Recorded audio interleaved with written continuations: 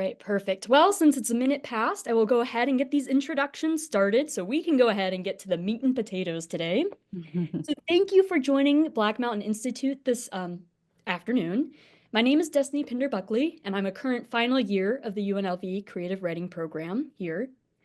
And I'm here to introduce today's event, which is Mia Alvar in conversation with our BMI's 2024 to 2025 Shearing Fellow Monica Macansantos as part of the Kwentuhan at Chikahan Filipino Book Club. I'd also like to thank BMI's donors, Beverly Rogers, Miriam Shearing, and the Rogers Foundation. Please also join BMI on Tuesday, November 12th for the Sandbox, a Southwest Writers Exchange virtual reading, completely free. And if you're local to Las Vegas, please get involved with more Kwentuhan at Chikahan events, like our upcoming book club on November 17th, where we will discuss the work of Filipino writer Grace Talusan. Free registration and full details are available at blackmountaininstitute.org. Now, to introduce today's moderator. Monica Macansantos holds an MFA from the Michener Center at the University of Texas at Austin and a PhD from the International Institute of Modern Letters at the Victoria University of Wellington. She is the author of the forthcoming essay collection, Returning to My Father's Kitchen, and the story collection, Love and Other Rituals. Her work has been recognized as notable in the Best American Essays of 2023, 2022, 2021, and 2016. She has received fellowships from Hedgebrook, the Kimmel Harding Nelson Center for the Arts, the iPark Foundation, and others. And to introduce our guest today, Mia Alvar is the author of In the Country, a short story collection that won the Barnes & Noble Discover Great New Writers Award and the Janet Heidinger Kafka Prize from the University of Rochester, as well as the Penn Robert W. Bingham Prize for debut short story collection. Her work has also appeared in the New York Times, One Story, the Missouri Review, and other publications. Mia has been a writer in residence at Yaddo, the Djerassi Resident Artists Program, and elsewhere. She has taught writing at Columbia University and the Warren Wilson College MFA program for writers. Her current novel in progress received a project fellowship from the city of Santa Monica, where she has lived and worked since 2016. And then just a quick final reminder to everyone, if someone just joined in, you can put any questions you have in the chat throughout today's session, and they'll be available for the Q&A at the end. Thank you.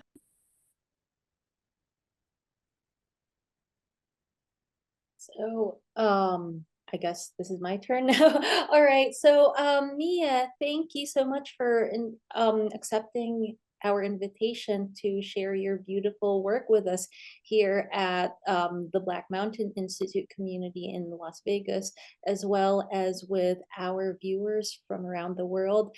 Thank you for coming and registering for this event.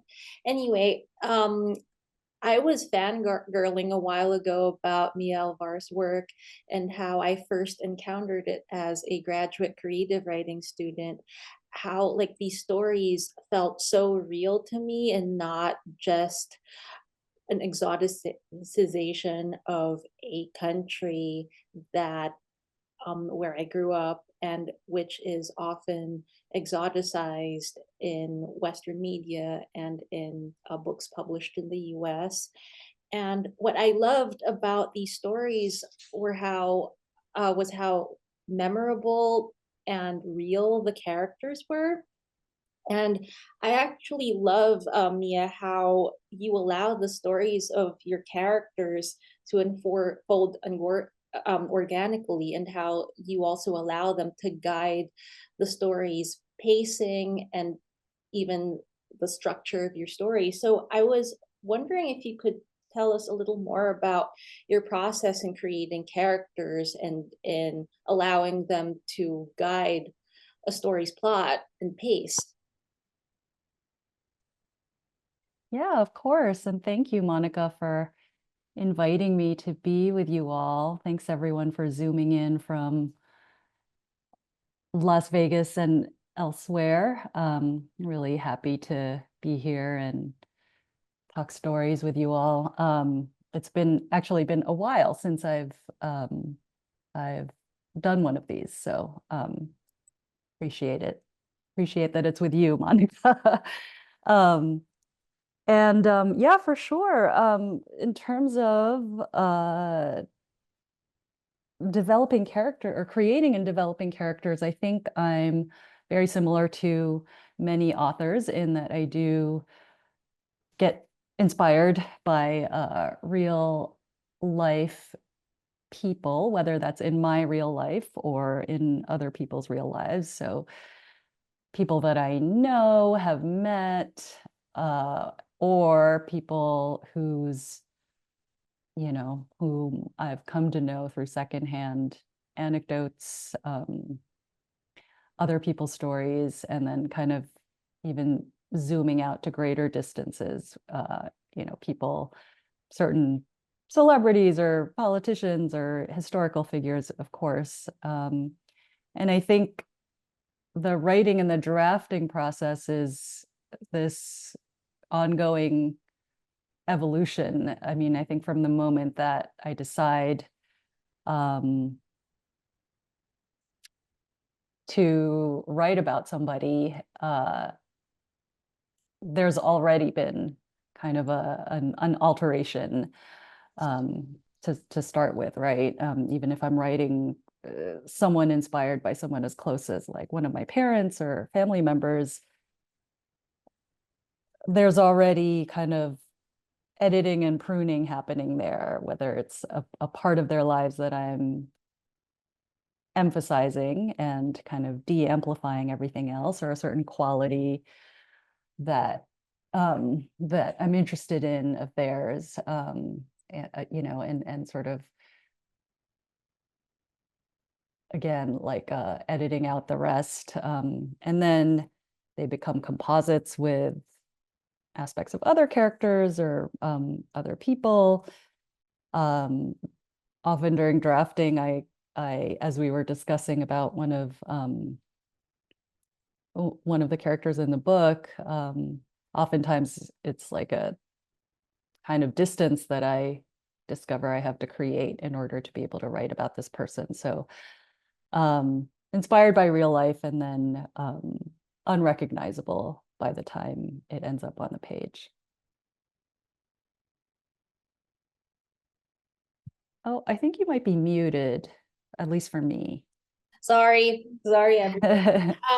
Yeah, thank you, and for that response. And we were talking a while ago about your story about the model. What's the title of that story again? Yeah, Legends of the White Lady, and how the main character of that story is a composite of this like quite reprehensible character in real life, whose name I probably shouldn't mention. But anyway, you were going to do a reading from that story. Sure, yes. So we were all talking earlier about how into Halloween we are. So since it's almost October 31st, I thought I would read from the I discovered actually there's not one but two ghosts in my story collection, in the kind of a loose sense, because I'm not really a supernatural fiction sort of author. But this is maybe this scene is the closest thing to a ghost story scene that appears in this book. So I thought I'd read. This is about a quarter of the way into Legends of the White Lady.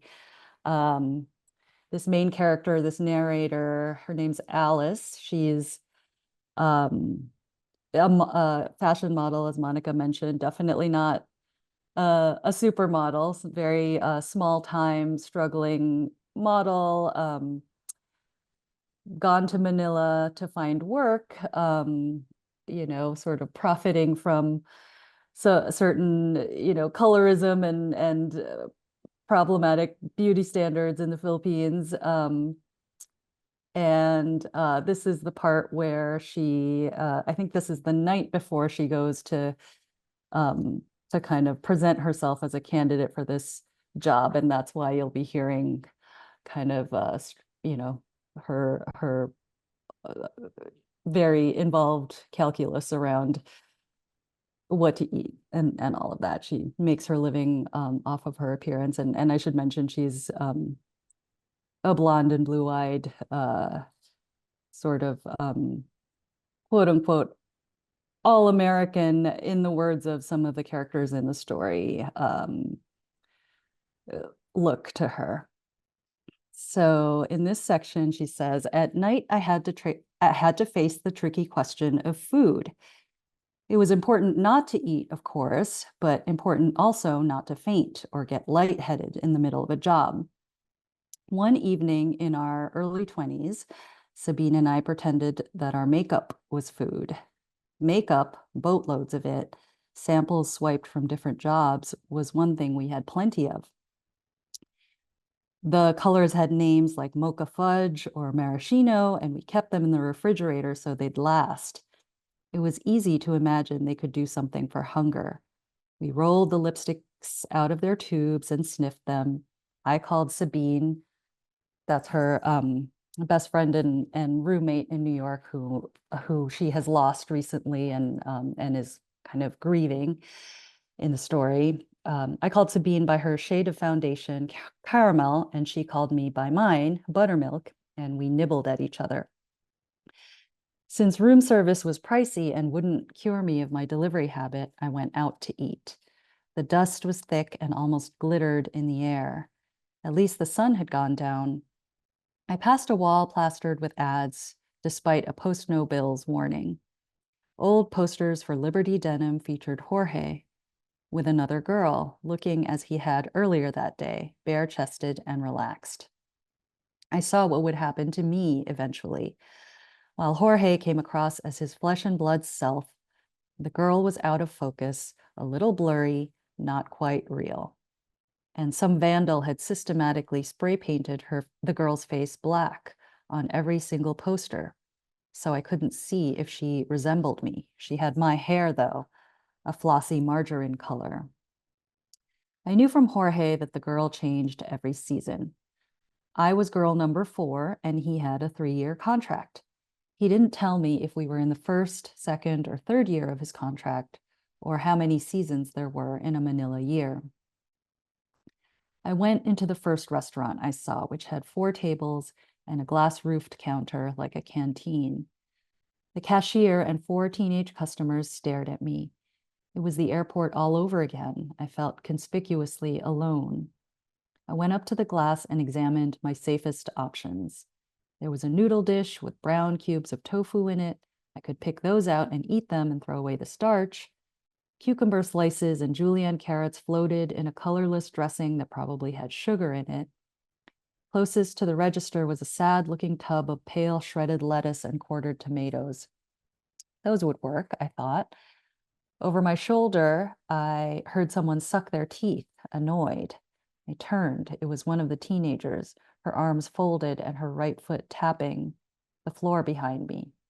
Sorry, I said, and stepped aside to let her pass. In less time than I'd spent deliberating, she got her food and brought it on a tray back to her seat. Her friends, giggling and whispering, said Americano, and the Tagalog word for white. I only knew it from Sabine, whose relatives had called her that, amazed at how one half of her had made her so distinct from them. The teenagers seemed to be staring at me, challenging my presence there, laughing at who I happened to be. I felt rebellious, wanting suddenly to answer to those whispers, give them something to stare at. I turned back to the counter and ordered every murky stew and stir fry that I couldn't recognize. Loneliness, whenever I felt it, hit me generally as a hole somewhere between my heart and gut, and now I tried to fill it. Keep it, I told the cashier, who tried to hand me change. I remembered the early days of working when a shoot wrapped, for which Sabine or I or one of our friends had starved herself into seeing stars. Relief at finishing the job, an urge to spend the money we'd made, a craving for the grease and salt we'd been denying ourselves. All these things overpowered us, along with a curiosity about who could put away the most. At the table now, I force-fed myself squid in its own ink and pork in its own fat. I nearly gagged on a dark pudding that stank of blood. Undressing an egg from its magenta-dyed shell, I felt the tears fall hot and fast out of my eyes into my food. When a sob rose in my throat, I stuffed the egg down, barely chewing. It was saltier than a mouthful of seawater. The teenagers had left trails of sauce on their plates, so I soaked up the last puddles of grease on mine with white rice and shoveled everything like coal into the furnace of my mouth. My plates were clean. I felt disgust and also victory. I had eaten myself sick. I won. I looked up then from my tray into the window of the restaurant. And there, as if it had just fallen from the sky or risen from the ground, was a dress, white and gauzy, fluttering at the straps and hems like something by Alberta Ferretti. And there was a body in the dress, a long-limbed woman who turned and walked away just as I caught her eye. She seemed to be alone and tall for someone local. I abandoned my meal and went after her, not considering how I would find my way back. The alley from the restaurant went straight on like a tunnel for a while. She might have been in a private hurry somewhere, but now and then she would turn and at the sight of me speed up. The alley veered left and onto a set of stairs so suddenly that I almost fell. Either the stairs were steep or I descended slowly. I had time to notice that the walls on either side were made of old, crumbling bricks, pocked here and there with holes that could have been from bullets. At the bottom of the stairs, the black strap of my sandal broke. A flash of white skirt hurried down another long alley. I had to limp to keep my sandal on. I followed the woman around a corner, but then lost her. The street was lit by fancy iron lanterns. Confetti and crepe streamers littered the cobblestones, and workers were sweeping them up with stick brooms. This had to be a tourist spot, I thought. At every other street lamp was a taxi. The drivers, leaning on their doors and smoking, laughed together. One of them crushed his cigarette under his rubber slipper and nodded at me. "Taxi?" he said. Just below my ribs, I felt the pang that comes with too much movement after too much food. I looked down both ends of the street for any trace of white, but couldn't see anything. I could taste at the back of my throat the bilious burning of a meal that wanted to come up. Dragging my loose sandal, I limped to the cab. Thank you. Just a little excerpt. Thank you, Mia, for that wonderful reading and for, well, creating this character who, well, is based on, well, an American actress who, well, loosely based, right, on like this American actress who made some, well, unsavory statements about us in the media. And Yes. while we were talking about this a while ago, how you, well, create these composite characters from real life characters, and like how you're inspired by events in the media or people you've met. And this is a character who doesn't quite conform to our expectations of what a model should be and how a model should behave. So like she is forcing herself into this role, which is why she's basically starving herself at some point, and she's turning makeup into food just like her roommate and her best friend is doing. And so like finally she just can't take it anymore and goes on this, well, binge at like a Filipino eatery one night. So what I love about your characters is like how complex and real they are, and how they also, well, at first they, well, encourage us to see them as types. Like when we first meet this model, we believe that she's this like a model, right?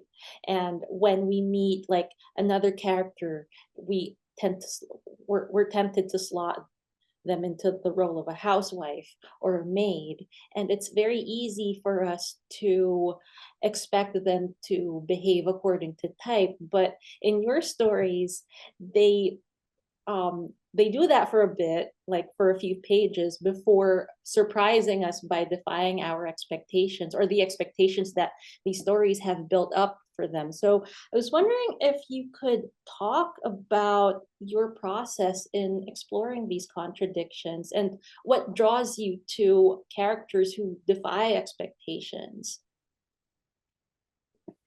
Yeah, of course.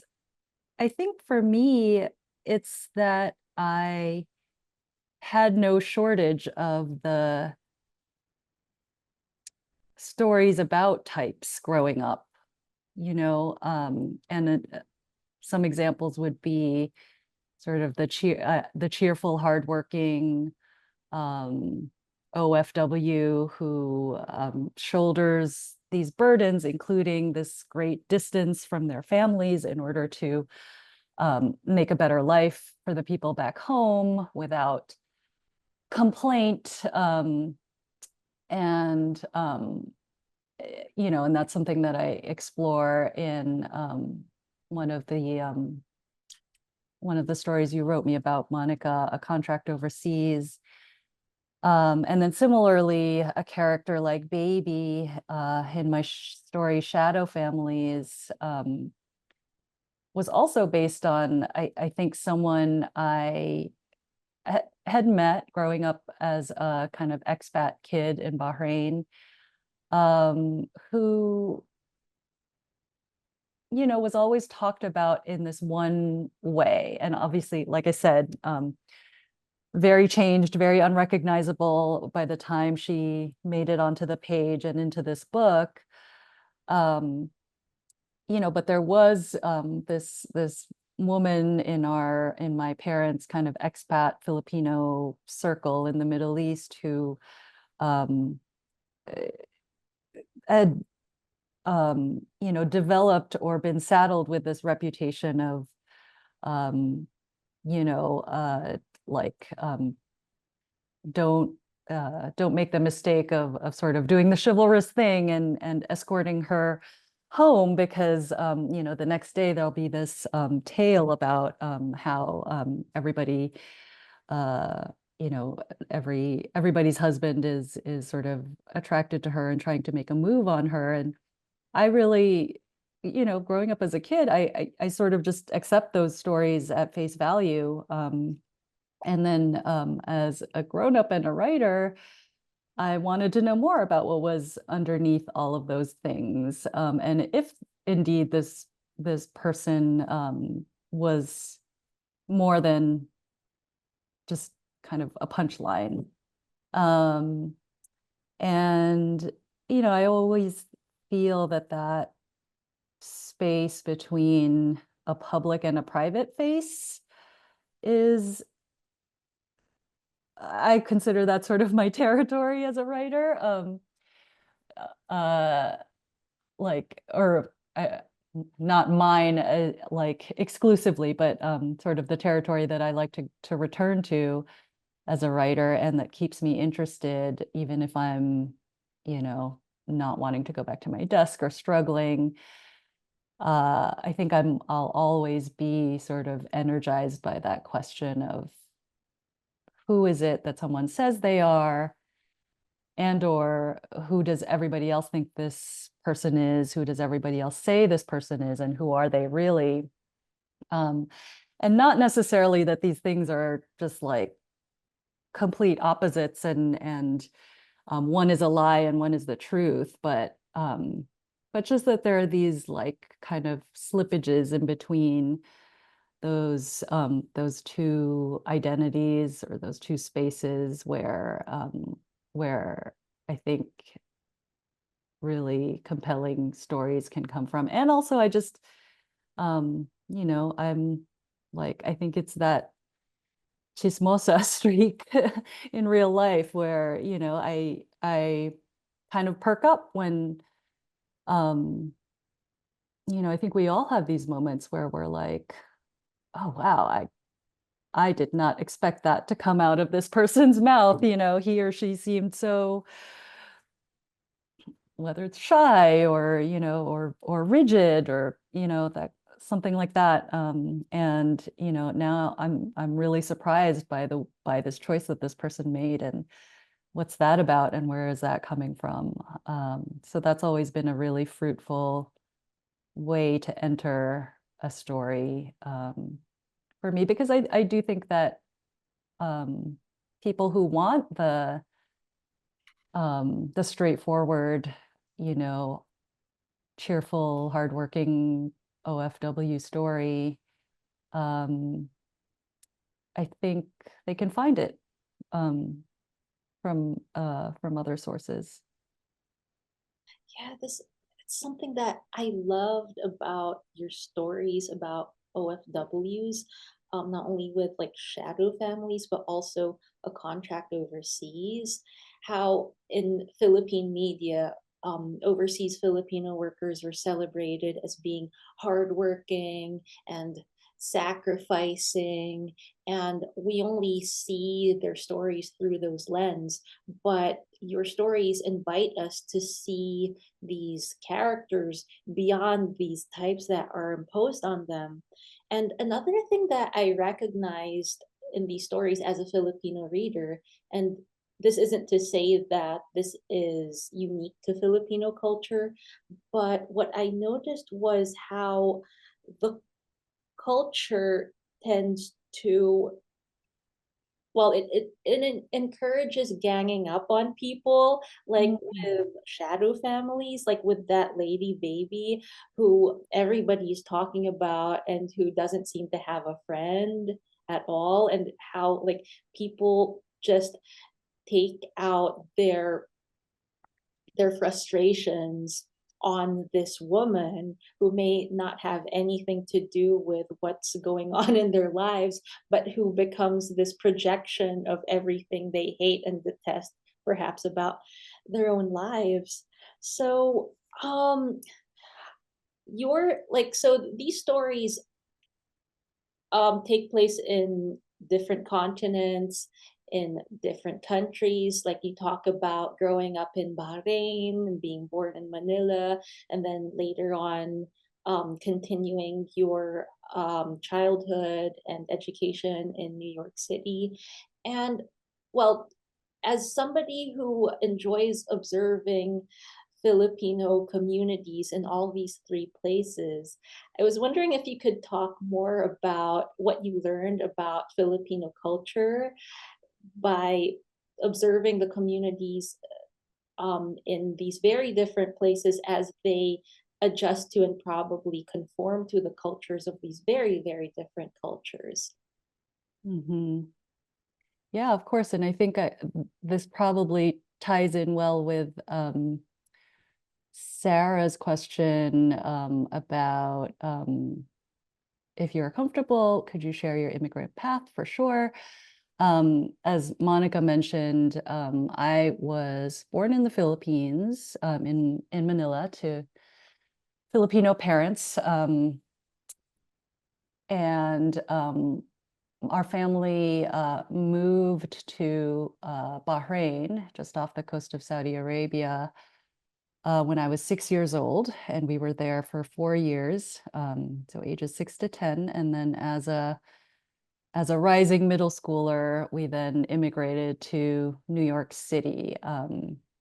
So the first move was more of the traditional kind of OFW temporary kind of guest stay for work. And then moving to New York, my mother had decided to pursue graduate school in education there, and so that's sort of how we ended up there in Manhattan, and sort of grew up there from ages 10 on, and became a naturalized citizen quite late after that. I think it was like 2004 or something like that. So that was the path. And to kind of touch on your question, Monica, about what I observed about Filipino culture, I mean, so many things, but since you mentioned, the the collective and the collective versus baby and shadow families. You know, I've observed sort of so many interesting dynamics going on in terms of insider outsider categories and us and them boundaries, and how they're sort of shifting all the time. And this is probably, you know, like you said, not unique to Filipinos and Filipinos in the diaspora, but yeah, I think one of the observations would be that this idea, and to some extent this stereotype, I would call it, of Filipino bayanihan, or community and togetherness, for sure is alive and well and really powerful, and can be such a source of warmth and belonging and support, especially in diasporic communities. So you know, I think the happy version of the narrative is sort of you know, in Bahrain, say, or in New York, or certain immigrant communities in the US, you know, two Filipinos who might have had a very different social relationship in the Philippines now find themselves in another part of the world and discover each other as equals. So you know, someone who might have worked in another person's household, well, when you're the only two in you know, in a small town somewhere, you're just friends and you know, speaking the same language, or at least have access to this common language from the Philippines, and you know, are looking for the same similar comforts around around food, or just somebody who looks like you, and that sort of like definitely can be so powerful. And then you know, and then there's the other edge of the sword as well, where you know, that connection can sometimes be exposed as really fragile. So when baby doesn't sort of stay within the sort of the social the accepted kind of social behavior that's expected of her, you know, she's suddenly an enemy. One of the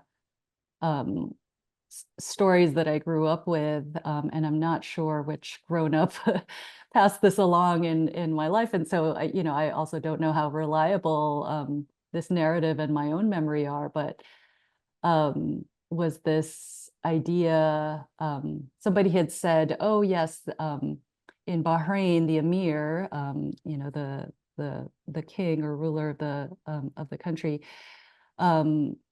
the emir has a private beach, and only you know, members of the Bahraini royal family are allowed on there. Nobody else, except for Filipinos who you know, who like work for the family, because the emir loves Filipinos, you know. And it's so fascinating to me, because as a child I heard that story and I grew up thinking, oh, you know, I took it as it was delivered to me, which is, we're special, you know, and it's this kind of badge of honor that that we are the only non-Bahrainis allowed into this space. But of course, we're allowed in as servants and you know, and people who are there to kind of be employed. So yeah, just that idea of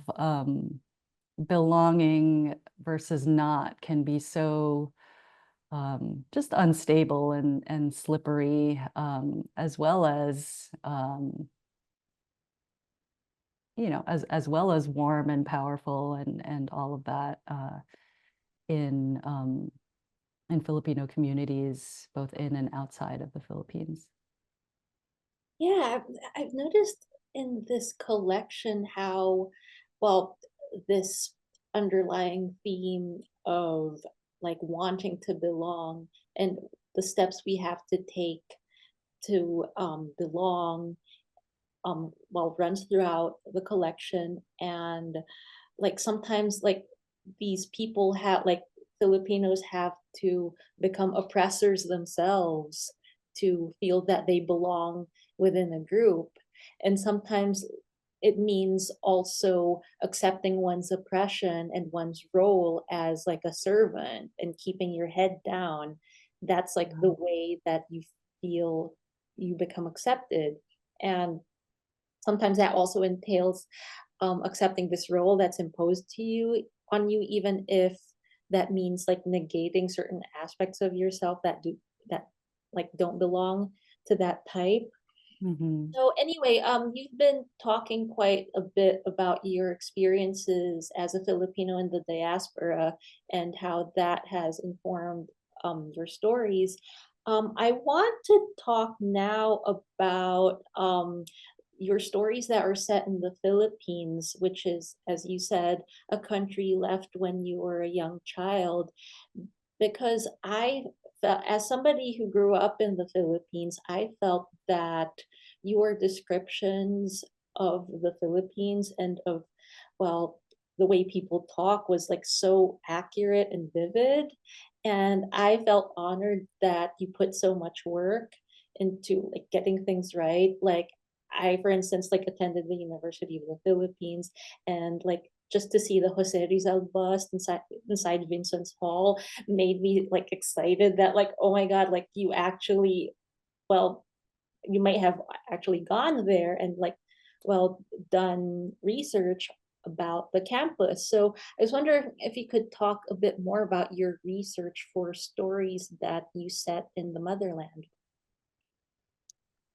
Yeah, I will try to be brief because I'm sort of in a in like a research morass right now with my current book that I'm working on, and so I have a lot of just kind of thoughts about research for fictional stories and how it's just such, it shares some qualities but is also its own singular animal when it comes to using it for fiction, you know, as compared to like an academic or journalistic work. But in terms of the story set in the Philippines, for this book, I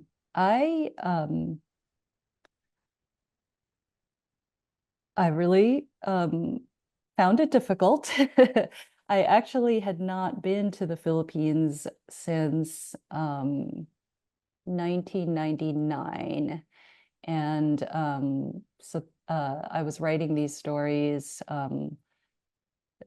publishing them in magazines and things like that in the mid-aughts. And then the book itself didn't come out until 2015. So there was a lot of time elapsed and certainly geographical distance from these settings,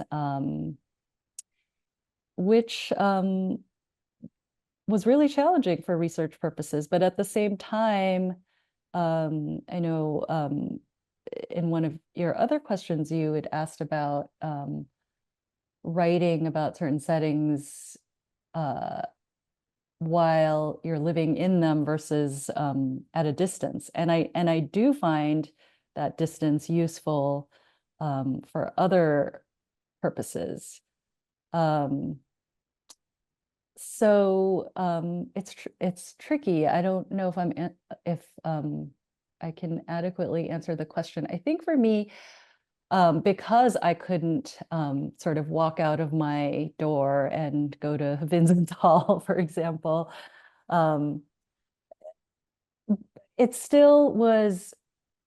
I still, when I'm doing research, I'm still always looking for that kind of that very small point of entry into a time or place, so that when when I saw images of the Andres Bonifacio statue and the student union, and was kind of learning about the history behind these things, that was when a story like A Contract Overseas opened up for me, and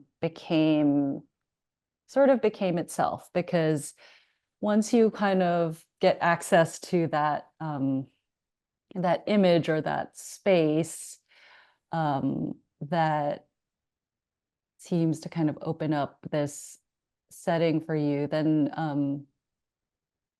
I don't know, for me, the story sort of revealed itself, because then I was thinking about this space of the student union and who this character was.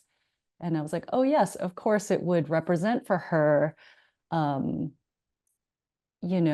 the ability to be a certain kind of student, with the help of her brother at the time, where, she didn't have to work, 3 jobs in order to make her, her part-time tuition, but could actually go and be a part of the literary magazine, or, and so I think, yeah, for me, finding that object or that smaller space to enter through, and then thinking constantly about, what does this have to do with this character that I have in mind? What would it mean to them?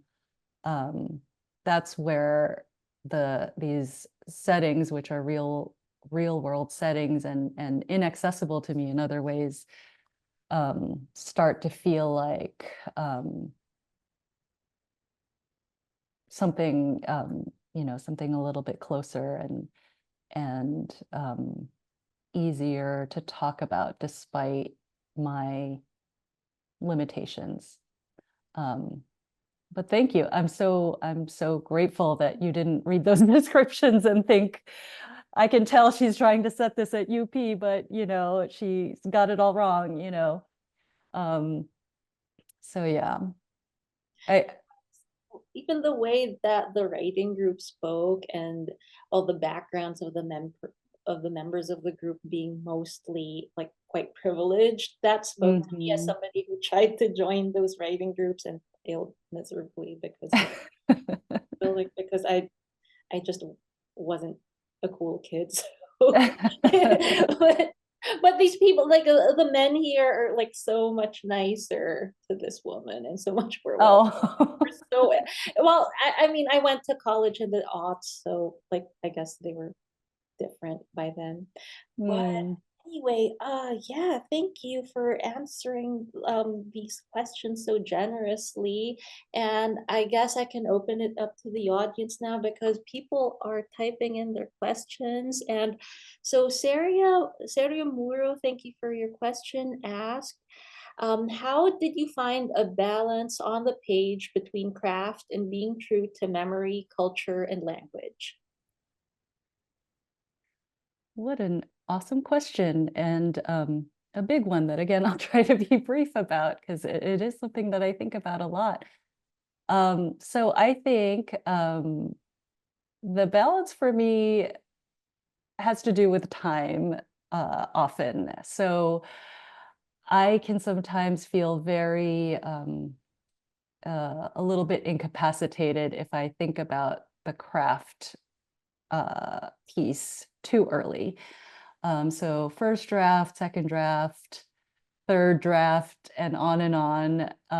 It's impossible not to think about craft, because we are all writers after all, but I try to really kind of tell that craft teacher workshop member in my head to stand down a little bit and just let me write about the memory, culture, and language, and what is it that that I'm remembering, what's speaking to me, what aspects of events I'm revisiting, or events I'm inventing, do I want to explore. And then when I feel like I've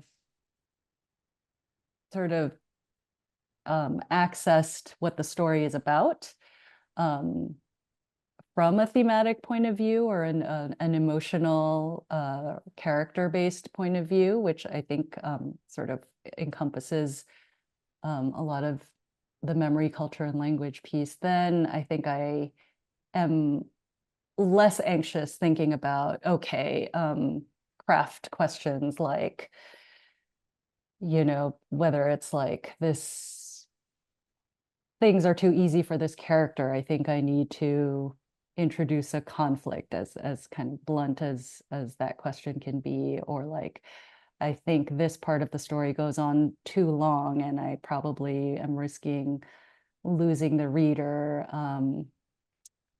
You know, I find it helpful to kind of defer those questions until later on, and hopefully that at least is how I've worked out the balance in terms of my own anxieties and emotional bandwidth, and hopefully that balance translates over. I'm sure it doesn't always.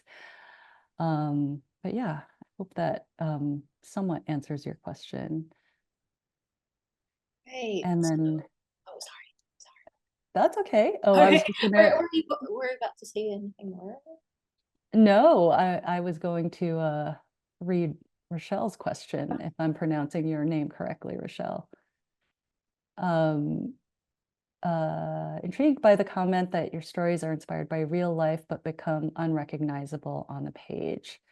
Could you describe this process of stripping the inspiration from the created story? Sure. I think that, to be honest, I think this is true probably of every single writer. Not that I want to speak for others, but I think the stripping happens immediately, even before you've committed a single word to a draft. Even remembering something, there's a stripping that's already happening there. There's years have gone by. You know, games of telephone have happened. If you've heard a story through other people.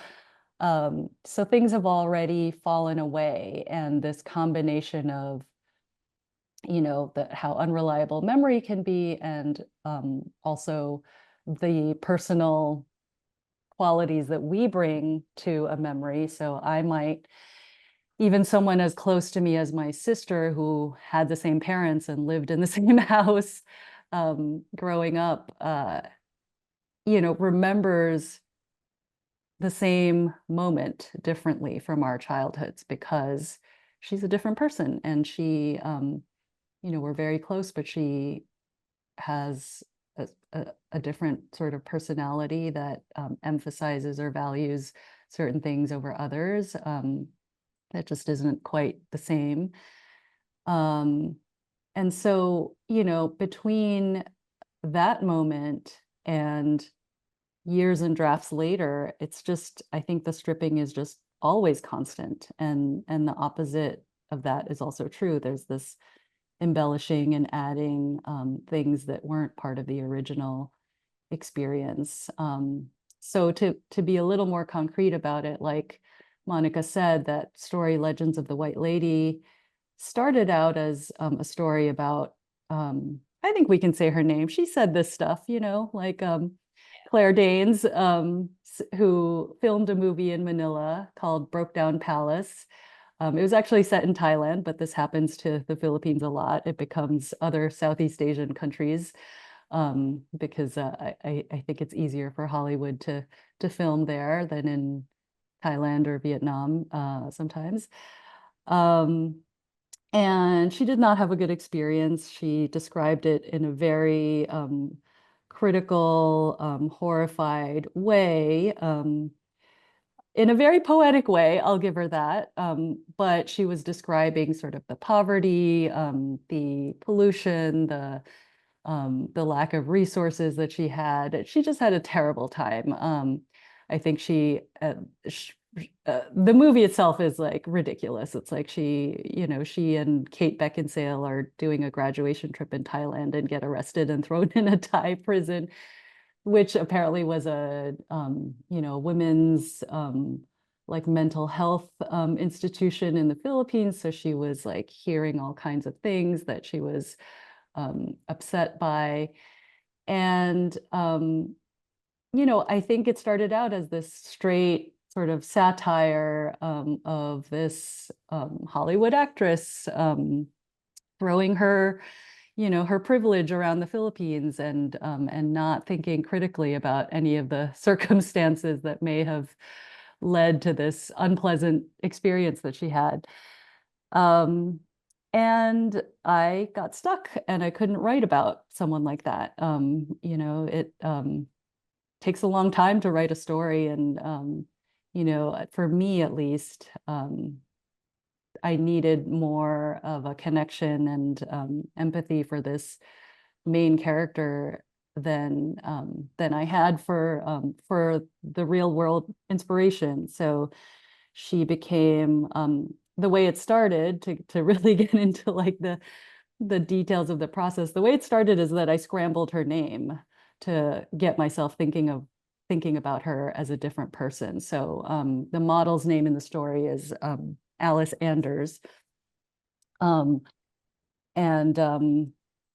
this is the story that also benefited from a lot of feedback. It happened to be a grad school story, so a lot of workshopping and people weighing in that were really helpful. And somebody said, "Oh, that sounds like a Scandinavian name."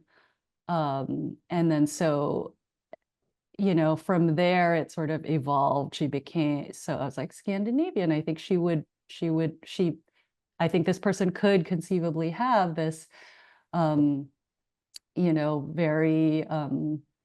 stereotypical, like blonde and blue-eyed look, stereotypical in certain contexts. And the fact that her name was Alice opened up, this world of Alice in Wonderland as a kind of reference point for me in talking about somebody entering into like an upside down world, or a world that's upside down for them.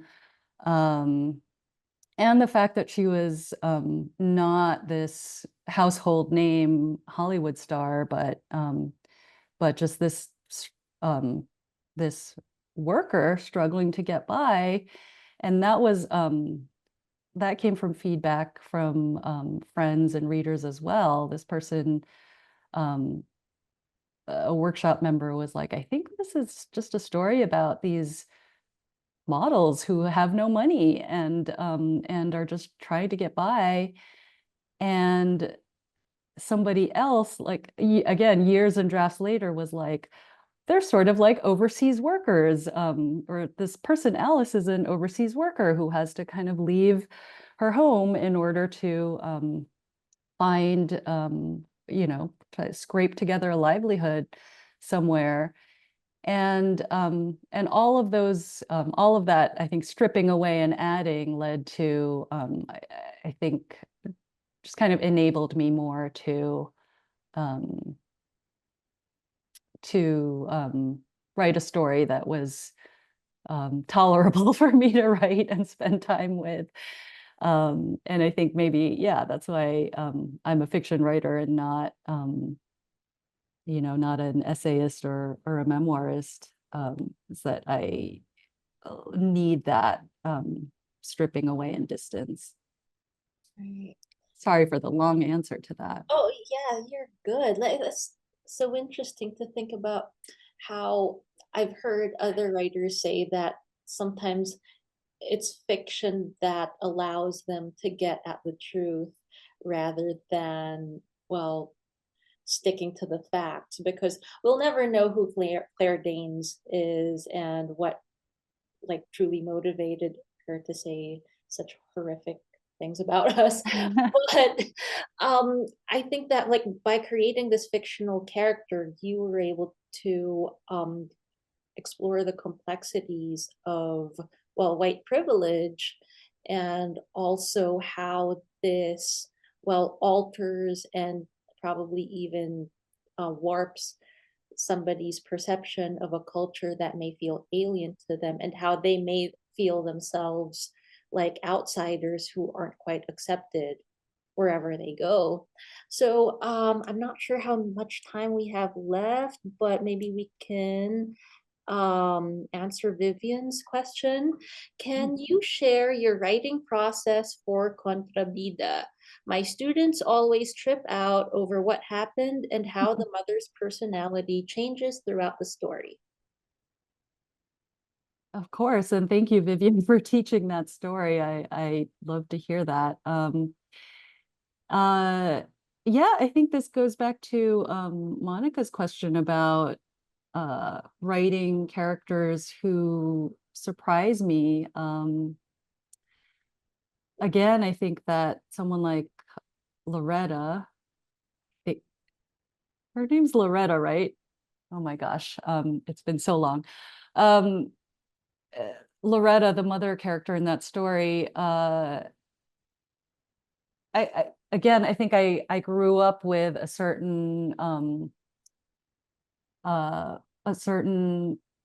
story about this quote unquote type of person.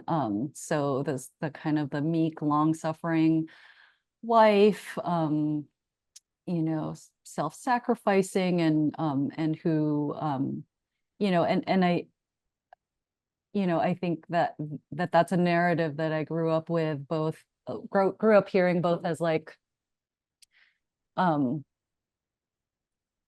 narrative about her, but also a narrative often about the children or the relatives who sort of went off and sent money home to support her, where it's like it's sort of, it's all part of the same story, that like why of course this is who it's for, this kind of angelic person who has spent her life putting herself second and giving of herself to the point of, you know, to a really extreme point in that story. And yeah, I think it just the surprise evolved from getting really into this character Steve, who in some ways is this very rigid, kind of correct, self-controlled guy, you know, who has defined himself in contrast to his father. And I think to use kind of like cheesy like language from recent years, like I think he has thought of this Loretta character as his why, right? This is why he works so hard, and you know, because he's so devoted to his mom and this particular idea of her, and the idea of himself as her kind of protector and supporter. And then yeah, I think if it had just been a story about their relationship before all of this happened, that wouldn't be a very long story for me. And again, I think it would be a story that's available in many other places and in from other sources, like family stories throughout my childhood. And I think what kept me interested was, you know, what if Steve finds something out about his mother that doesn't fit into his narrative, which I think is also something we can all relate to on some level, when we discover something about our parents that doesn't quite jive with what we thought. Yeah, and then it sort of evolved as a what if question, and the rest of the story came from that. Great. Thank you for that. Yeah, that's like another intriguing and fascinating character that I also like grew attached to and loved. So Cherry Lucy has two questions. Cherry Lucy, by the way, is another author I'll be inviting over to talk virtually about her work Oh, next great. year. And is it all right, Cherry, if I just read one question from you? I guess it's all right. Anyway, so I attended an author talk you had many years ago, and you mentioned that it was difficult to stop listening to 10 other voices in your head post MFA. Has this changed for you? And if so, what did you do to change this? It ha it ha Cherry Lou, thank you for the question. It has changed for me, but maybe not in the way that will feel good for people to hear. Um, I made the devil's bargain that a lot of short story writers who want to publish a short story collection as their debut in the US make, which is that I promised a novel as my second book and was able to sell the two together in that way. So I've been working on this novel, and it's been a very different experience from working on the story collection, which was, had to be done in order to be sold. And with this novel, sold on a synopsis and a couple of chapters. And so I haven't had that long kind of incubation, experimentation period before anyone sees it process that I had with a lot of the stories. My editor and my agent have been very involved from the very beginning. So to some extent, I think that the 10 MFA voices have been a little bit replaced by sort of this smaller but very powerful kind of publishing team, and kind of chiming in my imagination over stuff that I'm writing. And so I'm sorry to say it, but I think this is the new version of kind of these voices, and it feels like it's maybe going to be my life's work to kind of learn, to keep relearning, sort of like every writer has to, that I'm the boss at the end of the day. It's your it's your book, and it's your name that's going to go on that book. So really practicing turning the volume down on those voices, and creating spaces where you give yourself permission to pretend, no one's going to see this. I'm just going to, do what I feel is right for these, couple of hours. And then, later on, when I have a draft to share or something like that, then I'll let those voices back in or turn the volume back up. And because I do think there's value there, but it can be a little bit inhibiting during the process. Well, thank you, Mia, for coming here today to talk about your work. I know that it came out way back in 2015, but it's a book that has stayed for me and for many other people for a long time. Like, your characters and their stories are memorable and powerful. So thank you for that. And I guess I'll hand it over to Destiny. Or Thank you, everyone. Thank you, Monica, for having me. And thanks, everyone, for your thoughtful questions and for listening to my reading and rambling. I appreciate it so much. Oh, this was like amazing. Thank you. As somebody who's been a fan of your work for so long, like, this is a dream come true to talk to you about your craft.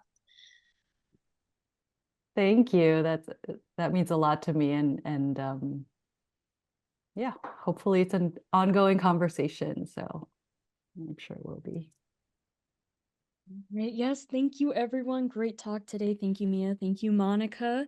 I did drop BMI's link down in the bio if you want to check out for more events. And again, thank you all for joining us today. Thanks, Destiny.